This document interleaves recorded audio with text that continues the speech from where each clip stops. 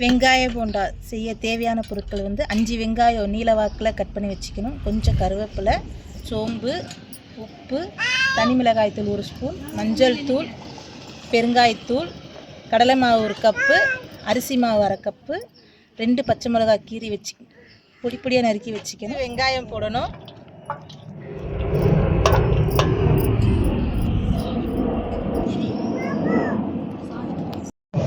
இப்போ கொஞ்சம் கருவேப்பிலை போட்டுக்கணும். இப்போ கொஞ்சம் உப்பு போட்டு பிசைஞ்சேன்னா வெங்காயம் வந்து ஈரம் ஒட்டி வரும். இப்போ சோம்பு கொஞ்சம் சேர்த்துக்கணும். இப்போ பச்சை மிளகாயில் சேர்த்து வச்சுக்கலாம். தனி மிளகாத்தூள் 1/2 ஸ்பூன் சேர்த்துக்கணும். அப்போ தான் பெரட்டாக வரும். கடலை மாவு, அரிசி மாவு, இப்போ கொஞ்சம் மஞ்சள் தூள் சேர்த்துக்கணும். இப்போ கொஞ்சம் பெருங்காயத்தூள் சேர்த்துக்கணும். இப்போ கடலை மாவு 4 ஸ்பூன் சேர்த்துக்கணும்.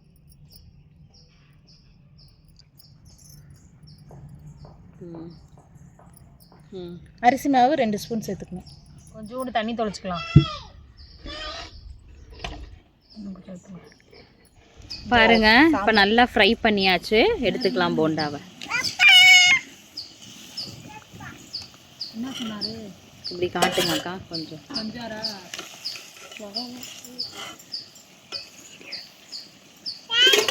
இப்போ பாருங்க, இந்த மாதிரி நம்ம ரவுண்ட் ஷேப்புக்கு இது பண்ணி போட்டு எடுத்துக்கலாம்.